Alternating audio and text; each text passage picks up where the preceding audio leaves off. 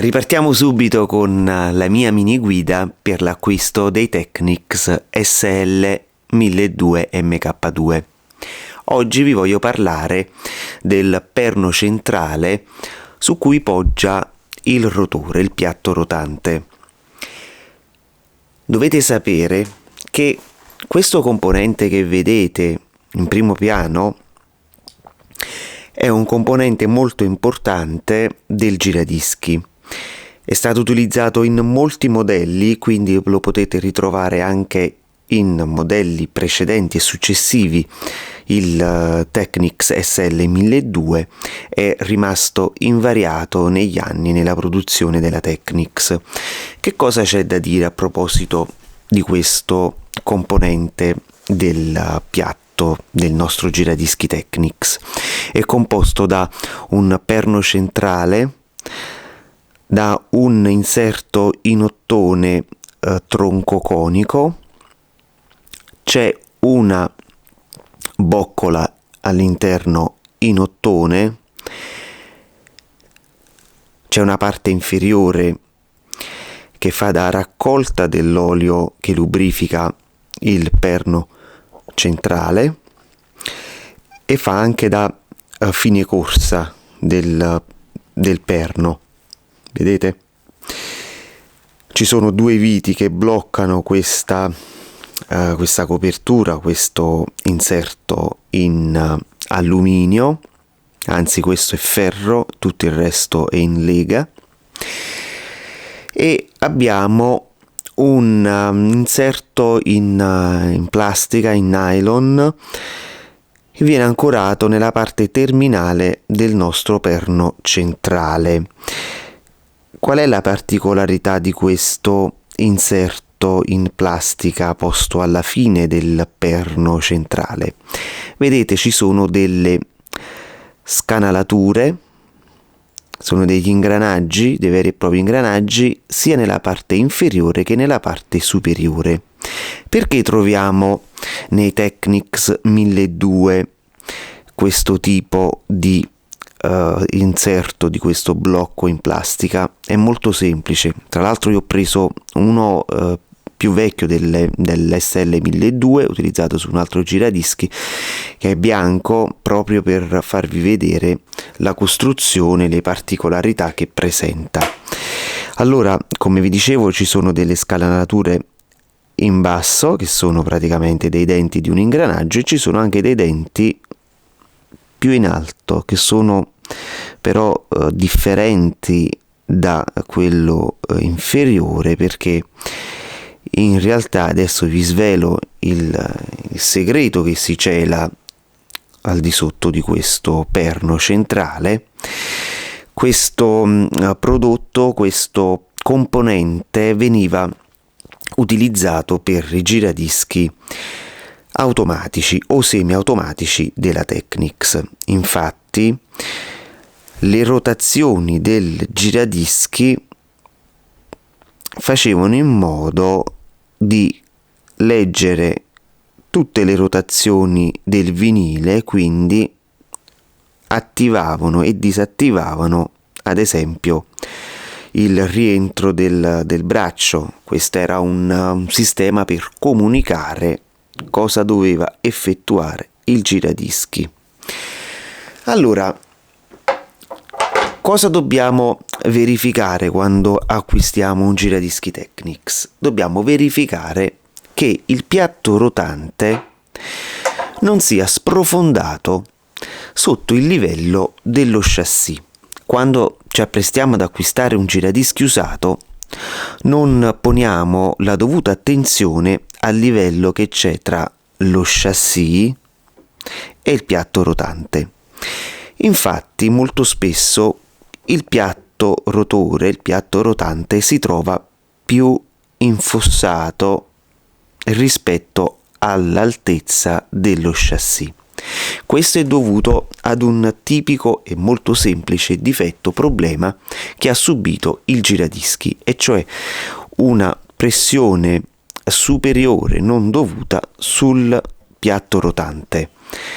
Poiché il piatto rotante poggia il suo peso esclusivamente, interamente su questo componente in ottone tronco conico, il peso eccessivo comporta un cedimento della parte inferiore del blocco del fine corsa del perno centrale. Adesso vi mostro un blocco centrale perfettamente chiuso, quindi non ha subito pressioni sul piatto.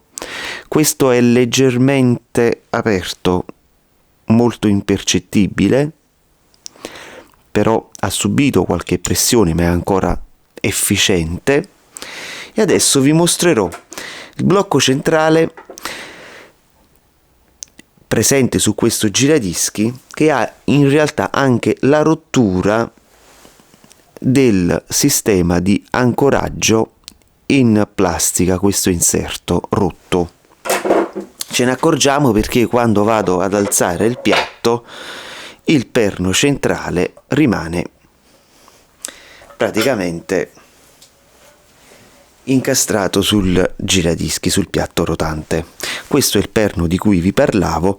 Qui manca l'inserto in plastica che blocca il perno all'interno del gruppo del blocco in alluminio, e quindi questo blocco va sostituito o comunque modificato per mettere un O-ring su questa parte, per evitare che poi, togliendo il piatto rotante, si sfili tutto il perno. Come potete vedere, questo blocco è gravemente danneggiato, sia perché manca il blocco in plastica, sia perché, come potete vedere dalle immagini della telecamera, il fine corsa è collassato, si è piegato. Questo purtroppo comporta che il piatto rotante si trovi a un livello inferiore dello chassis del giradischi. In conclusione, quindi, io vi consiglio di guardare l'altezza del piatto rotante con il filo dello chassis, così potete anche capire, senza smontare il giradischi, se il piatto rotante ha avuto eccessive pressioni e quindi ha causato l'apertura del fine corsa del perno centrale.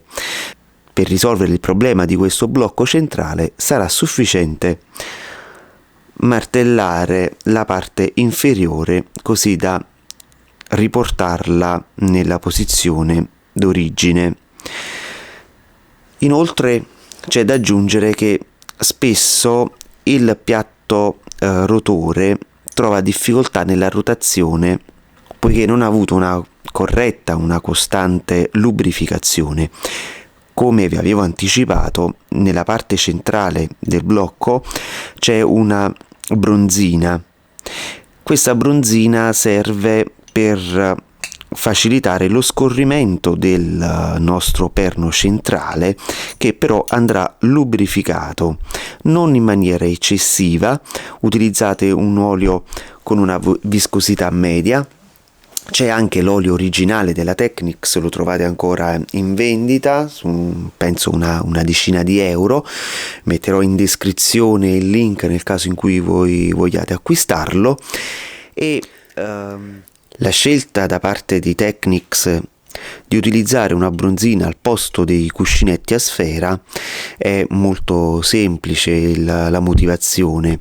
Infatti, se avessero adottato un sistema a cuscinetti, un giradischi Technics, in caso di mancato utilizzo e mancata manutenzione al perno centrale e soprattutto ai cuscinetti, avrebbe causato un malfunzionamento nella rotazione. Infatti i cuscinetti sono sì molto più scorrevoli, hanno il pregio di non avere l'attrito di una bronzina, però necessitano di una continua manutenzione e sostituzione. Immaginate un piatto come questo con evidenti segni di umidità, sicuramente i cuscinetti sarebbero stati arrugginiti, avremmo trovato dei cuscinetti quindi non efficienti e da sostituire. Con l'adozione della bronzina invece, anche a distanza di 10, 20, 30, 40 anni di inutilizzo, andiamo ad accendere il nostro giradischi e il piatto gira in maniera uniforme senza problemi.